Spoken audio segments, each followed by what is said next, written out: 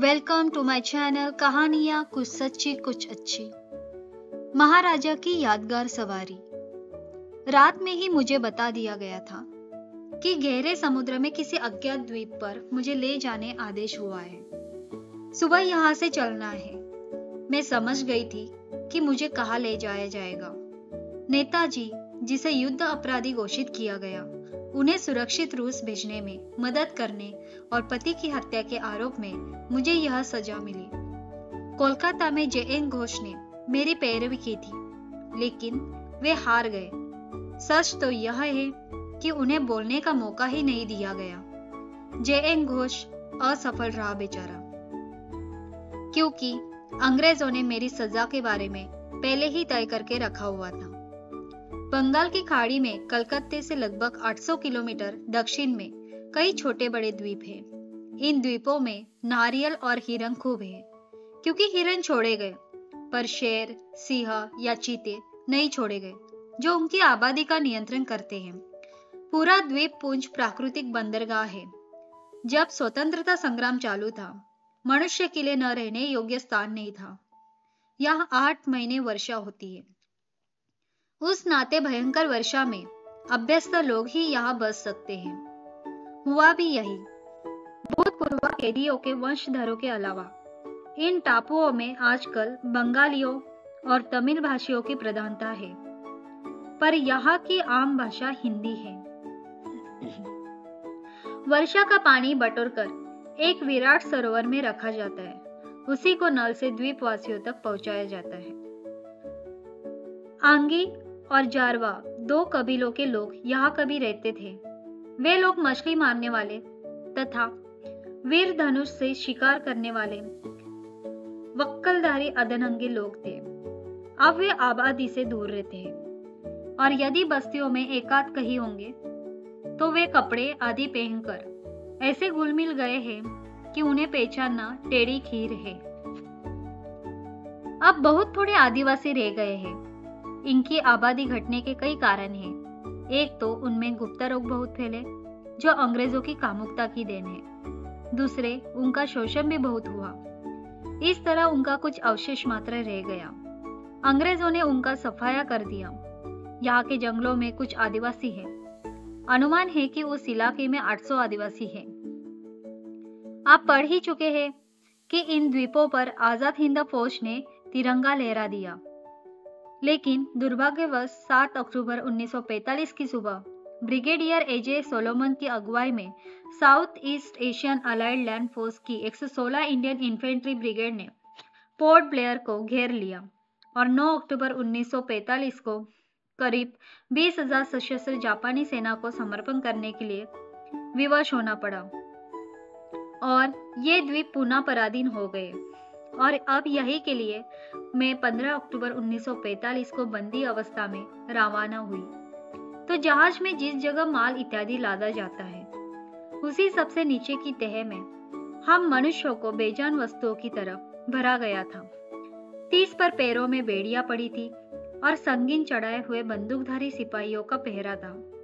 जलयान में शाकाहारी हिंदुओं के लिए खाने का कोई अलग इंतजाम नहीं था। आपातकाल में धर्म एवं अधर्म का विचार भी त्यागना पड़ जाता है। या तो चना चबेना खाकर रहो, या जहाज के म्लेच्छ खलासियों के हाथ का पका भोजन खाओ। कई कैदियों ने तो खाने पीने में कभी कोई परहेज नहीं किया। जेल में जहां मेरे उरेजों पर हाथ डाला गया, जब मैंने उसे हर हाल में नेताजी के बारे में कुछ भी जानकारी देने से इनकार कर दिया, तो तब उन्होंने सताकर बेड़ी काटकर रिश्ते लहू पर पट्टी बांधकर प्रातःकाल मुझे खिचड़ी खाने बिठा दिया था। जब असहनीय दर्द दिया गया हो तो कोई क्या खाएगा। खाना खाने के बाद नई और भी भारी बेड़ियां फिर डाल दी गई, और अब बेड़ियां बजाते बजाते फाटक पर आना पड़ा और जम पत्रों की पोल खुली। हमसे पहले ही कई औरतों की आहुति का प्रबंध हो चुका था, तथा घोड़ों की गाड़ी भी गोरे पहरे वालों के साथ खड़ी हुई थी। पहले बंगाली औरतों को गाड़ी में भरा गया, फिर हम उत्तर भारतीय औरतों की बारी आई। कई मर्द भी थे, लेकिन एक ही गाड़ी में उन्हें अलग से बंधक बनाने का प्रबंध था। अभी गाड़ी का द्वार बंद भी न हो पाया था कि एक ने प्रश्न भी कर ही डाला कि बहन, आप कौन हैं? परिचय देते ही हाथ जोड़कर प्रणाम, और यदि उस दृश्य का पूरा पूरा वर्णन करना चाहो तो शब्दों का अभाव कष्ट होगा। अभी अंधेरे ही था और चारों ओर सुनसान दिखाई पड़ता था। घाट पर संगीने चढ़ाए हुए पहरेदारों के बीच में गाड़ी रुकी और द्वार खुला। एक गोरा अफसर सामने आकर कहने लगा कि बाहर निकलो। पहले मैं निकली, क्योंकि पीछे से बैठी थी, और जहाज की सीढ़ियों से चलकर नीचे की मंजिल के एक खाली पिंजरे में ले जाई गई थी। मेरी हथकड़ियां खोल डाली गई, परंतु पैरों में मोटे मोटे लोहे की बेड़ियां अभी भी पीड़ा पहुंचा रही थी। हमारे पिंजरे में 3 सुराख थे और उन पर लोहे की ढकनी लगी हुई थी। जब कई बार प्रार्थना की तो एक सिपाही आकर ढकने को खोल दिया। मुझे उसी समय पता लगा कि औरतों से पहले पुरुष राजनीतिक कैदियों के 2 दल जा चुके हैं तथा उनको तो हथकड़ियां लगाकर एक बड़ी सांकल के साथ जकड़ कर रखा था कि कहीं उपद्रव न करे, परंतु औरतों को थोड़ी बहुत राहत मिली थी। फिर हमसे उपद्रव का डर भी नहीं था। हाँ, हमने देशभक्ति का गीत गाना शुरू किया तो हमें रोक दिया गया। मैं तो सेमी बैठी थी। जब हमारा जलयान गहरे समुद्र में पहुंच गया तो तब हमारे लिए राहत की खबर आई, और वह यह कि हमारे पैरों की बेड़ियां अब काट दी गई थी। परंतु बेड़ियां काटते हुए थोड़ी बहुत चमड़ी भी उन्होंने फिर ले ली थी, और जिस्म के साथ भी बदतमीजी की 100 अलग।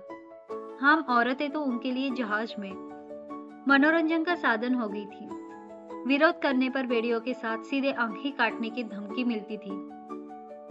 जिसके उरोज जितने सुडल होते और यौवनता का रंग जितना चोखा होता, उसे उतना ही अधिक सताया जाता और सुडोल उरोजों का टैक्स उतारकर उनकी इच्छा पूरी करने के रूप में दिया जाता। सिपाही औरतों की आंखें उतारकर साक्षात अपनी माँ जैसी औरतों के साथ ही बदतमीजी करते थे। उरोजों पर हाथ वीणा की तरह चलाते थे, और मैं अत्याचार और अपमान के घूंट पीते हुए भी वंदे मातरम के बाद सरफरोशी की तमन्ना गीत गाने लगी थी। सरफरोशी की तमन्ना अब हमारे दिल में है, देखना है जोर कितना बाजुए कातिल में है। इस गीत के बाद राम प्रसाद बिस्मिल की एक और रचना में गुनगुनाने लगी, जिसमें क्रांति की ऐसी तीव्र लो थी कि कभी देखी न होगी। मिट गया जब मिटने वाला, फिर सलाम आया तो क्या। इस प्रकार देशभक्ति के तराने गाती रही, और कभी कभी खिड़कियों पर जाकर देखती रही कि गंगा जी का तट दिखाई पड़ता है या नहीं। इस प्रकार लगभग 11 बजे थे कि एक बंदी ने खिड़की पर खड़ी होकर बाहर देखा और कहा कि अब देश का दृश्य लोप होता जा रहा है। इस बात के सुनते ही हम सब ने भारत माता के दूर से दर्शन किए। एक ओर का किनारा तो लोप ही हो चुका था, परंतु दूसरी ओर कुछ परछाई सी दाख रही थी।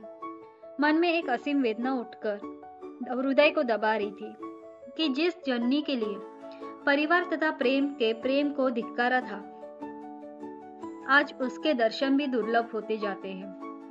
जैसे तैसे चित्त को एकाग्र करके प्रार्थना करने की ठानी तथा बिस्मिल की कविता फिर गुनगुनाने लगी। हाय जननी जन्मभूमि छोड़कर जाते हैं हम, देखना फिर कब वापस लौटकर आते हैं हम। अचानक ही एक अफसर आ धमका और गैर नियत से घूरते हुए बोला, यदि फिर जननी और जन्मभूमि को याद किया तो सबको नंगी करके समुद्र में फिकवा दूंगा। इसके बाद बहुत देर तक चुप्पी छा गई तथा ध्यान भी न था कि हम कहाँ हैं अथवा कहाँ जा रहे। जब सावधान हुए और उठकर देखा तो भारत माता का दृश्य लोप हो चुका था और नीचे पानी के अतिरिक्त और कुछ न था। जब कुछ न दिखा तो अपने अपने स्थान पर आकर चुपचाप बैठ गई, और थोड़ी ही देर में अचानक ही हमारे पिंजरे का द्वार खुलकर 3-4 आदमी घुस पड़े थे। हम सभी डर गई थी और हमें इस बात का भय था कि ये हमारी इज्जत से खिलवाड़ करेंगे। उन्होंने हमें कुदृष्टि से घूरा, लेकिन हमने देखा कि उनके हाथों में बड़े बड़े थैले थे और वे गांव गांव फिरकर कार्तिक की उदार हींग आदि बेचने वाले जैसे दिखाई पड़ते थे। हम कुछ कहते उससे पहले वे बोल उठे कि लो, खान लो। प्रसन्नता में भरकर हम सबने अपने अपने बर्तन उठाए। भारत में माता और खाने का सम्मान सृष्टि के आदिकाल से होता आया है, लेकिन जब से देश पराधीन हुआ तब से माता और अन्न की ही बेकदरी हुई थी। अन्नदाताओं ने भुने हुए चने, चिवड़े, नमक, मिर्च, इमली और जावा शक्कर बिना दाम दे डाली। अब खाने का समय भी हो ही चुका था और भूख भी अच्छी लगी थी, परंतु इतना सामान कौन खाएगा? प्रश्न मन में ही उठा था। 5 तोले शक्कर तो ठीक है, परंतु सड़ा हुआ चिवड़ा और दुर्गंधमय चने खाने वाला मुंह तो साथ में ही खाने लगा। मैंने थोड़ा विचार किया और फिर अचानक ही ध्यान आ गया कि पानी, परंतु पानी भी तो पीने का सीमित ही था हमारे लिए।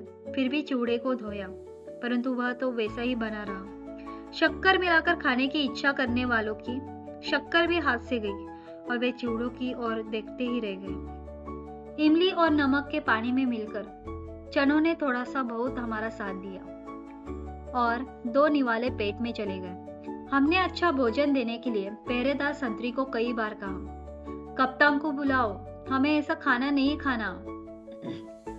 तो उसने एक नहीं सुनी और कह दिया कि तुमने नंगे बदन होकर कप्तान साहब के सामने नृत्य करने से इनकार कर दिया था, इसीलिए तो तुम तो ऐसे खाने के लायक भी नहीं हो।